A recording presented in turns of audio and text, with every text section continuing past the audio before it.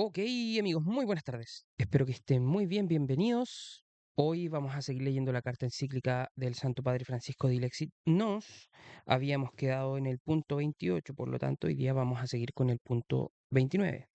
Una cosa que debía haber hecho en los otros videos, pero que no hice, eso estuvo mal, pero que voy a empezar a hacer desde ahora, es partir con una oración, ¿ok? Como me dijo un amigo, hay que blindarse con la oración. Y pues yo creo que eso es bastante prudente para un cristiano. Y en vista de que yo trato de ser cristiano, ¿cierto? Soy como un aspirante a cristiano, creo que eso es como más adecuado, ¿cierto? Soy como un aspirante a cristiano. Eh, no, no sé. Bueno, sí, sí, toda la vida supongo que uno, me refiero a que hay algo así como un estándar, ¿cierto? Y uno siempre se queda corto, ¿verdad? A eso me refiero. Así que vamos a empezar con la oración. Una oración que me gusta, yo creo que la voy a ir cambiando con el tiempo, porque la verdad es que hay muchas oraciones que me gustan, pero de momento le vamos a copiar a Cristian Huerta y vamos a empezar con la oración de Saint Charles de Foucault, ¿ok? Es una oración sencilla, pero es muy bonita, ¿ok? Así que en el nombre del Padre, del Hijo y del Espíritu Santo. Amén. Padre mío, me abandono ante ti, haz de mí lo que quieras, lo que hagas de mí te lo agradezco, estoy dispuesto a todo, lo acepto todo con tal de que tu voluntad se haga en mí y en todas tus criaturas. No deseo nada más, Dios mío. Pongo mi vida en tus manos. Te la doy, Dios mío, con todo el amor de mi corazón, porque te amo y perdón, y porque para, para mí amarte es darme, entregarme en tus manos sin medida, con infinita confianza, porque tú eres mi Padre. Amén. En nombre del Padre, del Hijo y del Espíritu Santo. Amén. Ok, ok, entonces vamos a leer. Habíamos dicho punto 28. A ver.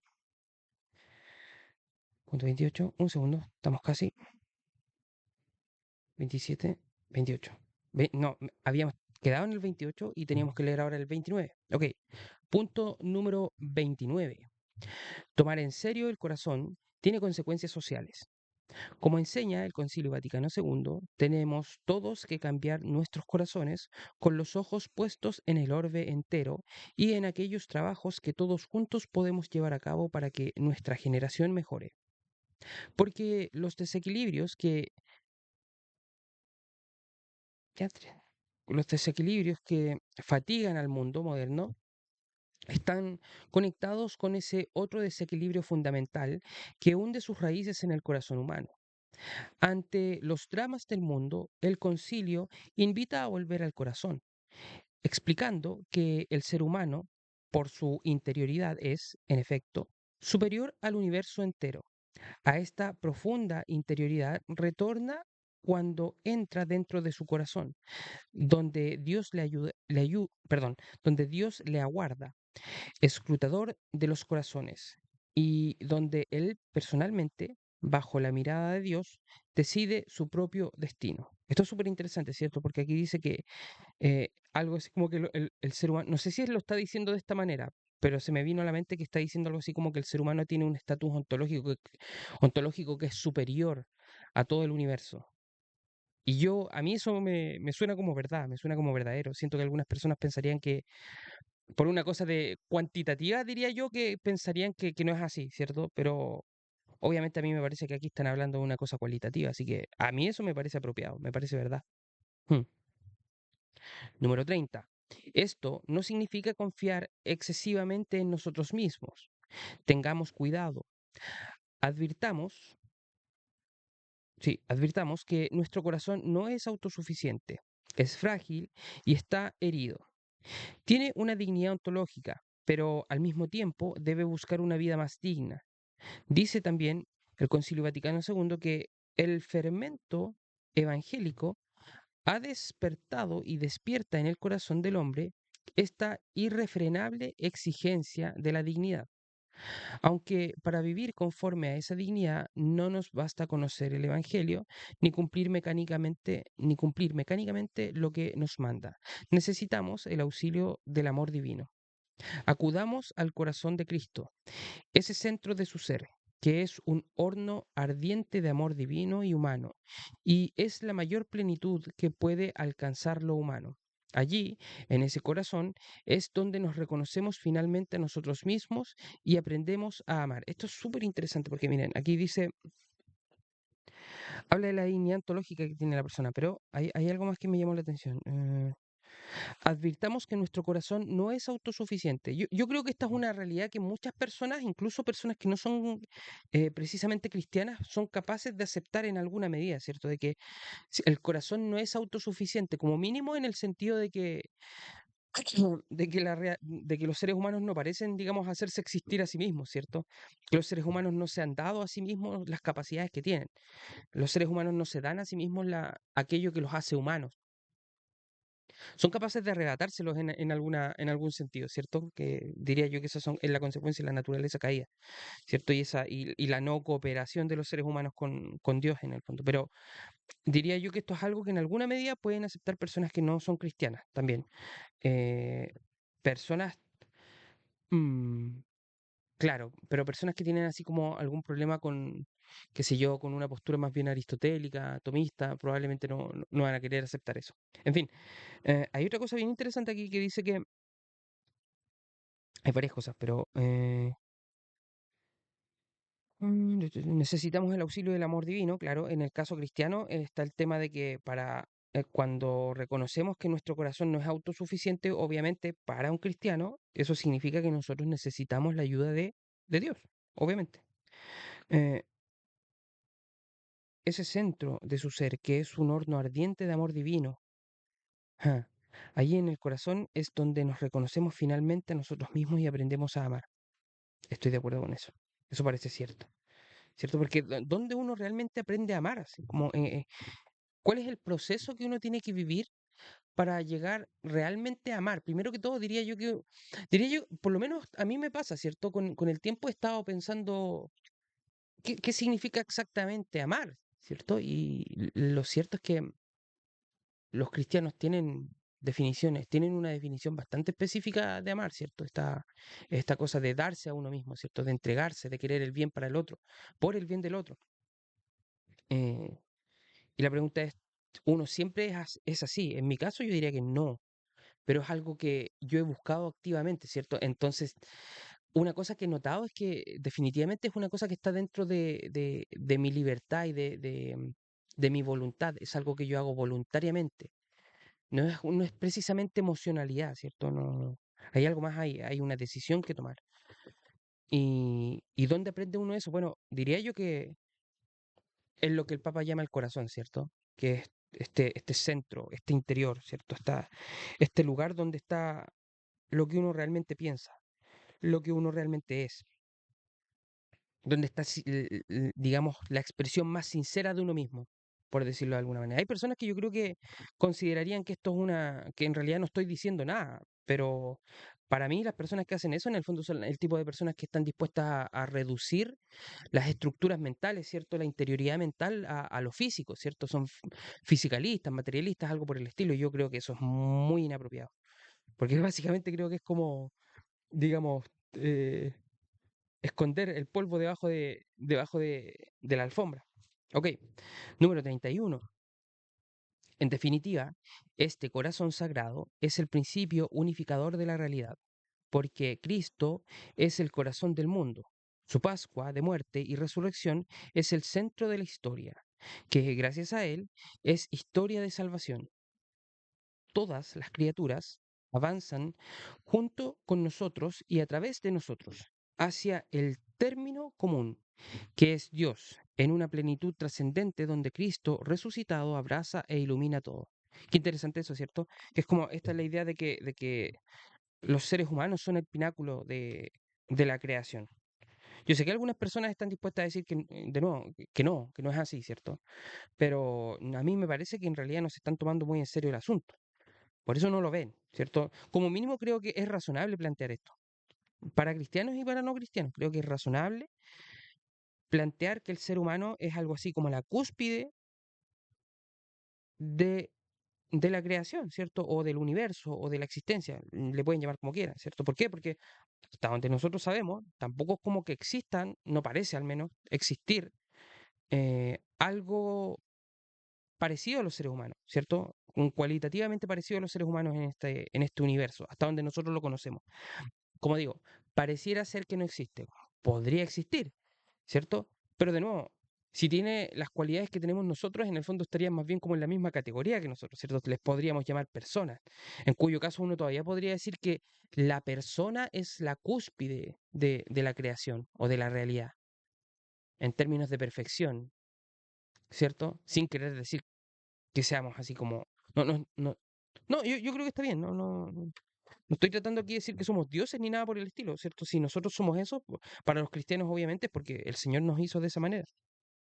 Yo lo creo, pero también creo que es razonable pensarlo fuera del cristianismo. Ok, ante todo el corazón de Cristo, perdón, ¿cómo que es? No, todas las criaturas avanzan junto con nosotros y a través de nosotros hacia el término común, que es Dios, en una plenitud trascendente donde Cristo resucitado abraza e ilumina todo. Claro, también está el tema de que nosotros somos los que estamos llamados, ¿cierto?, a elevar al resto de las criaturas. No por nosotros mismos, obviamente, ¿cierto? Estoy hablando de que nosotros para hacer eso, obviamente lo tenemos que hacer en comunión con Dios, ¿cierto? Ok, ante el corazón de Cristo, pido al Señor que una vez más tenga compasión de esta tierra herida, que Él quiso habitar como uno de nosotros, que derrame los tesoros de su luz y de su amor, para que nuestro mundo, que sobrevive entre las guerras, los desequilibrios socioeconómicos, el comunismo y el antihumano, y el uso antihumano de la tecnología, dije comunismo, dice el consumismo y el uso antihumano de... Me llama la atención de que el Papa se haya concentrado específicamente en una ideología, ¿cierto? Y no haya mencionado otra. Por un segundo pensé que iba a decir el comunismo y después iba a decir, qué sé yo, el liberalismo y así. Pero no está siendo más general todavía. Los desequilibrios socioeconómicos, el consumismo y el uso antihumano de la tecnología pueda recuperar lo más importante y necesario, el corazón. Hmm. Ok, esta es la segunda parte. Gestos y palabras de amor. 32. El corazón de Cristo, que simboliza su centro personal, desde donde brota su amor por nosotros, es el núcleo viviente del primer anuncio. Allí está el origen de nuestra fe, el manantial que mantiene vivas las convicciones cristianas. Ujú. Quiero ver una cosa, un segundo. Ah, mira, no se alcanza a ver esa parte. A ver si puedo arreglarlo. ¿Lo puedo arreglar en vivo? Sí puedo. Excelente. Ajá, ahora se ve. Perfecto. Bueno, sigamos. Gestos que reflejan el corazón. 33. Cómo nos ama Cristo es algo que Él no quiso explicarnos demasiado. N- Lo mostró en sus gestos. Viéndolo actuar, podemos descubrir cómo nos trata a cada uno de nosotros, aunque nos cueste percibirlo. Vayamos entonces a mirar allí donde nuestra fe puede llegar a reconocerle. En el Evangelio. 34. Dice el Evangelio que Jesús vino a los suyos. Los suyos somos nosotros, porque Él no nos trata como a algo extraño, nos considera algo propio, algo que Él guarda con cuidado, con cariño. Nos trata como suyos. No significa que seamos sus esclavos, y Él mismo lo niega.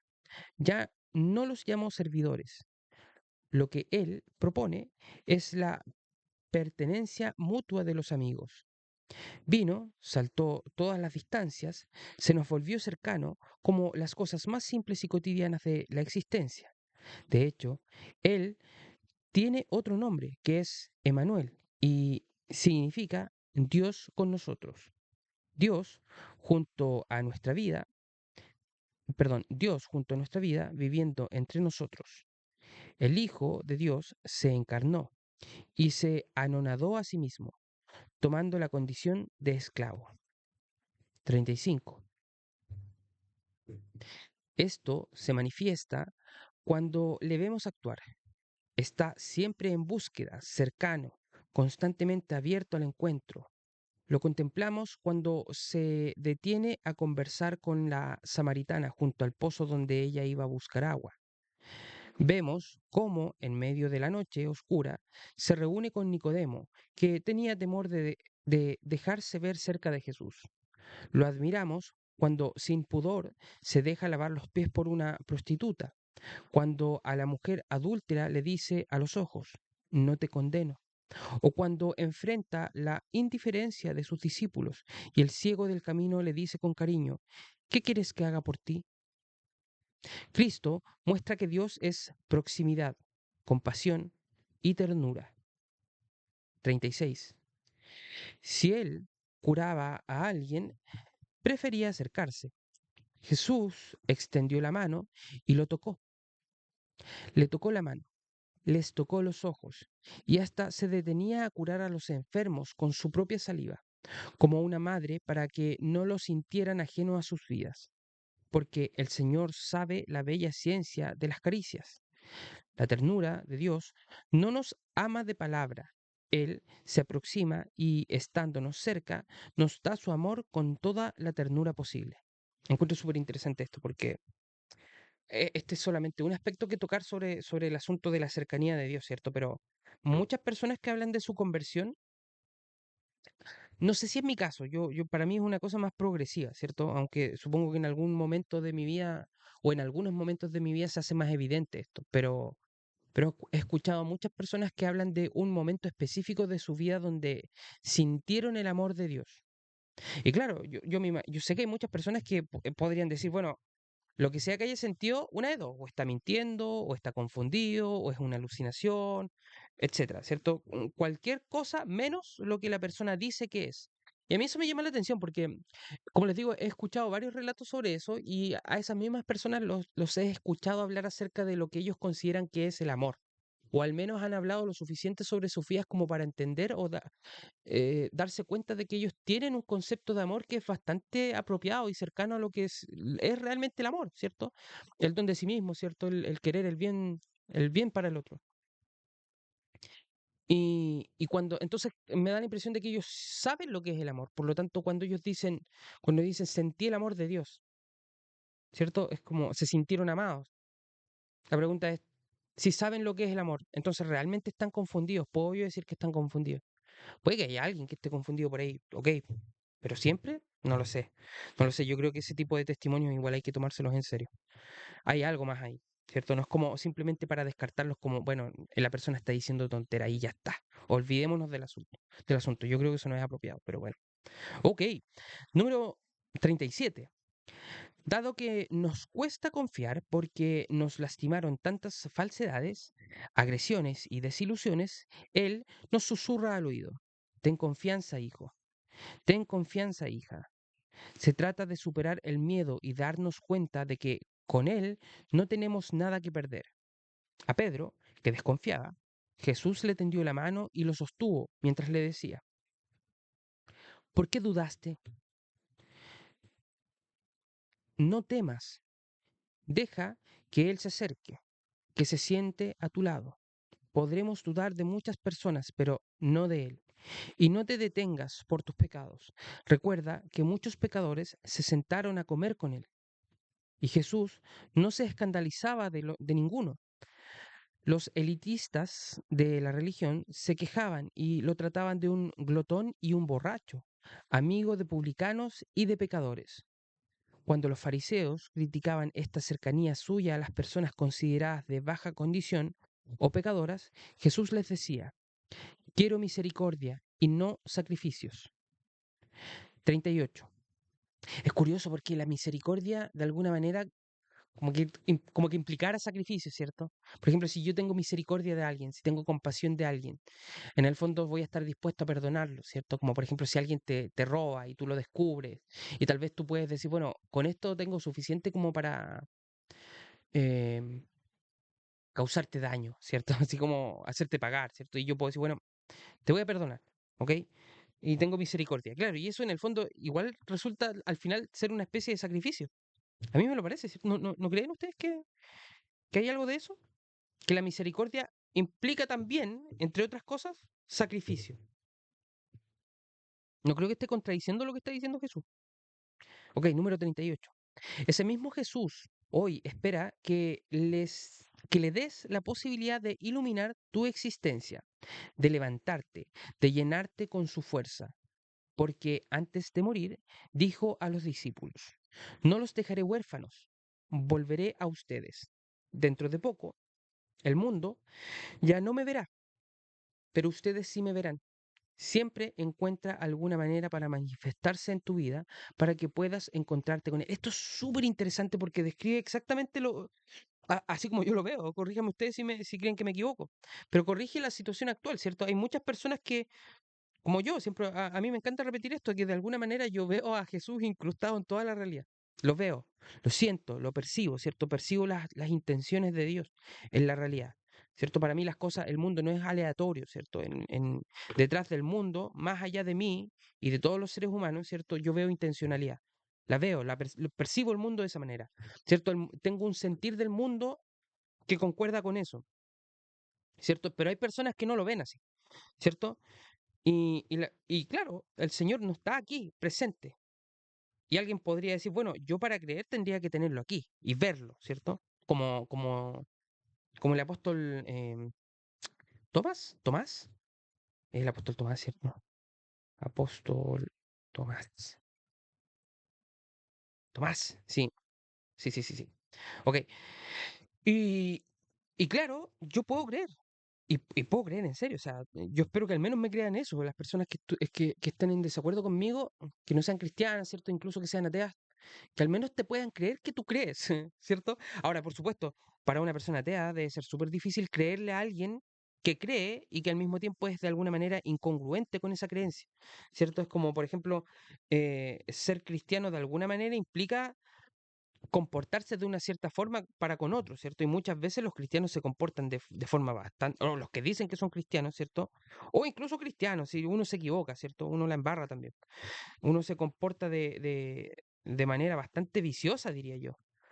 Y uno también es capaz de hacerle daño a las personas. Entonces, claro, cuando un ateo se encuentra con eso, se encuentra con el tipo de razón que le hace pensar que la persona que dice creer en tal cosa en realidad no cree en eso. No realmente. Y yo creo que esa es una buena razón como para no tomar en serio a alguien. Mm, ok. em, y obviamente, por cierto, también diría esto, que eso es precisamente lo que pide el Señor, ¿cierto? ¿Cómo sabrán que somos tus discípulos? Le decían. Y él decía, bueno, no lo decía así, pero algo así. Sean uno, para que la gente crea, ¿cierto? Es decir, y ser uno en el fondo, yo creo que es una forma de resumir todo el mandamiento del amor, ¿cierto? Amar a Dios, ¿cierto? Amar al prójimo, amarse a uno mismo, el amor. Tratar a la gente con amor, amar a la gente, amar a los hermanos. Entonces, básicamente, se refiere al testimonio de vida. Hay que dar testimonio de vida. Ok, dicho aquello, sigamos. Sigamos. 39. No, ¿dónde está? 38, 39. Cuenta el Evangelio que un rico se acercó a él, lleno de ideales, pero sin fuerzas para cambiar de vida. Entonces, Jesús lo miró con amor. ¿Puedes imaginarte ese instante, ese encuentro entre los ojos de este hombre y la mirada de Jesús? Si te llama, si te convoca a una misión, primero te mira, penetra lo más íntimo de tu ser, percibe y conoce todo lo que hay en ti, deposita en ti su mirada. Mientras caminaba a orillas del mar de Galilea, Jesús vio a dos hermanos. Continuando su camino, vio a otros dos hermanos. Hmm, ok. 40. Muchos textos del Evangelio, muchos textos del Evangelio nos muestran a Jesús que presta toda su atención a las personas, a sus inquietudes, a sus sufrimientos. Por ejemplo, al ver a la multitud, tuvo compasión, porque estaban fatigados y abatidos. Cuando nos parece que todos nos ignoran, que a nadie le interesa lo que nos pasa, que no tenemos importancia para nadie, Él nos está prestando atención. Así se lo hizo notar a Natanael, que estaba solitario y ensimismado.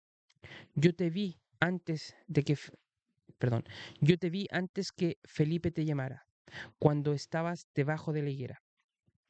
Hmm, al apóstol. 41. Precisamente, qué bonito eso. Qué bonito eso, ¿cierto? A veces es casi inevitable sentirse mal por lo que sea, ¿cierto? Pero creo yo que uno siempre puede acordarse de eso, ¿cierto? De que el Señor está ahí, ¿verdad? El Señor te está acompañando. Y eso es bueno, yo creo que eso consuela, a mí por lo menos. Espero que ustedes también. Porque insisto, uno lo cree de verdad, ¿cierto? Uno sabe que es así. Así que eso es maravilloso. 41. Precisamente porque está atento a nosotros, Él es capaz de reconocer cada buena intención que tengas, cada pequeño acto bueno que realices. Cuenta el Evangelio que vio a una viuda de condición muy humilde que mm, ponía en el tesoro del templo dos pequeñas monedas de cobre e inmediatamente se lo hizo notar a sus apóstoles. Jesús presta atención de tal modo que se admira por las cosas buenas que reconoce en nosotros. Cuando el centurión rogaba con tal confianza, al oírlo, Jesús quedó admirado. Qué hermoso es saber que si los demás ignoran nuestras buenas intenciones o las cosas positivas que podamos hacer, a Jesús no se le escapan y hasta se admira. Mm. Eso es bonito, ¿cierto? Es interesante, porque no sé si a ustedes les pasará, pero a mí me pasa que igual dentro de mí hay algo así como en alguna instancia, eh, algo así como una necesidad de ser reconocido, ¿cierto? Como que te den una palmadita en la espalda y te digan así como, pero qué bueno eres, ¿cierto? Pero también todo es la conciencia cristiana me dice que eso no está bien. Tal vez en alguna medida, en algunas ocasiones sí, pero en general no. Es como es como esta cosa que dice que tu mano izquierda no sepa lo que hace tu mano derecha, o es al revés, es algo así. Es como algo así. Si vas a hacer algo bueno, es por el bien es porque es bueno nada más, ¿cierto? Es por querer el bien del hermano. Si vas a ayudar a alguien es porque quieres el bien para esa persona. Y porque yo lo veo así, ¿cierto? Porque yo digo, bueno, ¿qué haría el Señor? ¿Qué haría el Señor? Y probablemente el Señor ayudaría, ¿cierto? Cuando se presentan esas oportunidades en las cuales tú puedes ayudar a alguien, uno se puede preguntar eso, ¿qué haría el Señor? Y casi siempre la respuesta es como, bueno, el Señor ayudaría, haría algo, lo que pueda. Y, y pues eso, y a veces no se te agradece, ¿cierto? O a veces tal vez uno no obtiene el reconocimiento que uno querría. Para empezar, tal vez está mal, o hay muchas instancias donde está mal esperar reconocimiento, ¿cierto? Pero el Señor sabe, y eso debería ser suficiente. Y para mí, en mi experiencia, como que se ha vuelto más y más, digamos, suficiente. Con el tiempo, de verdad que esa, esa es mi experiencia, que saber que el Señor observa es suficiente. Por otro lado, también, de vez en cuando recuerdo que si yo hice algo genuinamente bueno es porque en el fondo no me interpuse en el camino del Señor. Que la gloria es suya, ¿cierto? Y que yo tengo la dicha de participar de eso. Y eso a mí me parece suficiente. No sé si a ustedes les parece suficiente, a mí me parece fantástico. ¿Qué más se puede pedir, digo yo? Ok, 42. Él, como ser humano, había aprendido esto de María, su madre, la que contemplaba todo con cuidado y lo guardaba en su corazón. Le enseñó desde pequeño, junto con San José, a prestar atención. Qué maravilloso esto, ¿cierto? Donde Dios hombre, ¿cierto? Se aprende de sus padres. Mm, ok. Bueno, ya, llevo algo así como 30 minutos, yo creo que lo vamos a dejar hasta acá. De verdad que mi intención no es hacer videos demasiado largos. Espero que les haya servido. Definitivamente hay hartas joyas en lo que leímos. El Papa, el Papa, es tan cercano el Papa, ¿no les parece? A mí me parece bastante cercano. Me cae bien, es como, le decía Matías el otro día, es como un vecino. es como un amigo, es cercano, ¿cierto? Se siente accesible. Luego sigue la parte que dice las palabras, pero eso lo vamos a dejar para la siguiente lectura. Ok, amigos, espero que estén muy bien, espero que les haya servido. Les pido disculpas si es que mi lectura no es la mejor, no lo es. Eh, Espero que con el tiempo me vaya acostumbrando a esto de leer en voz alta y que pueda leer mejor. Así es más fácil entender para mí y para ustedes, ¿cierto? La idea es cometer la menor cantidad de errores posibles. Así que yo me imagino que con el tiempo a ir disminuyendo. Amigos, que Dios los bendiga, que estén muy bien. Nos vemos muy, muy pronto. Adiós.